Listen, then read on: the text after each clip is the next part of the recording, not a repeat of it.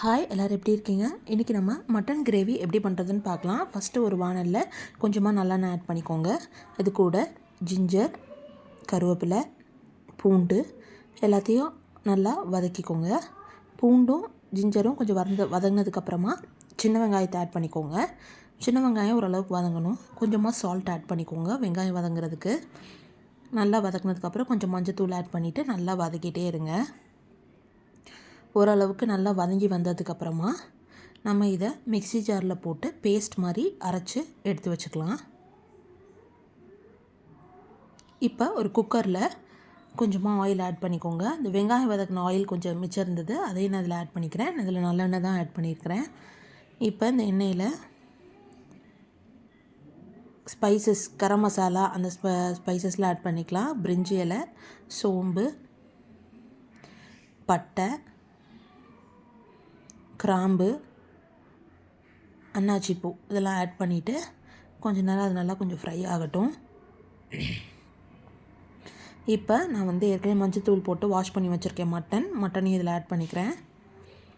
அந்த எண்ணெயிலே கொஞ்சம் மட்டன் நல்லா வதங்குற அளவுக்கு நல்லா வதக்கிக்கோங்க. கொஞ்சம் நல்லா வதக்கினதுக்கப்புறமா இப்போ இதில் மசாலா பவுடர்லாம் ஆட் பண்ணிடலாம். நான் 2 டீஸ்பூன் மட்டன் குழம்பு மசாலா தூள் ஆட் பண்ணியிருக்கிறேன். 1/2 டீஸ்பூன் சில்லி பவுடர் ஆட் பண்ணியிருக்கிறேன்.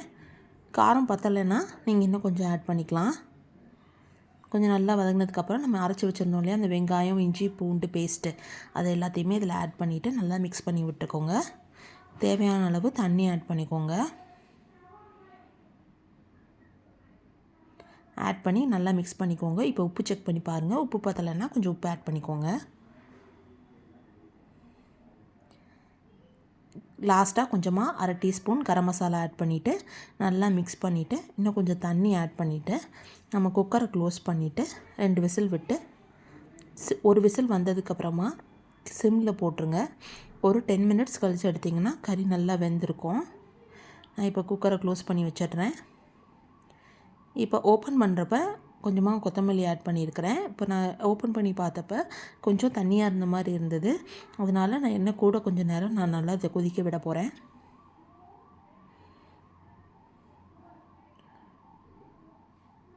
கொஞ்சம் தண்ணியாக இருக்கிறதுனால மட்டன் நல்லா வெந்திருக்கான்னு செக் பண்ணிவிட்டு நான் திருப்பி பற்ற வச்சு கொஞ்சம் நேரம் கொதிக்க விட போகிறேன். நல்லா இந்த மாதிரி சிம்மில் போட்டு வேக வச்சா மட்டன் நல்லா வெந்திருக்கும். கிரேவி ரெடி ஆயிடுச்சு.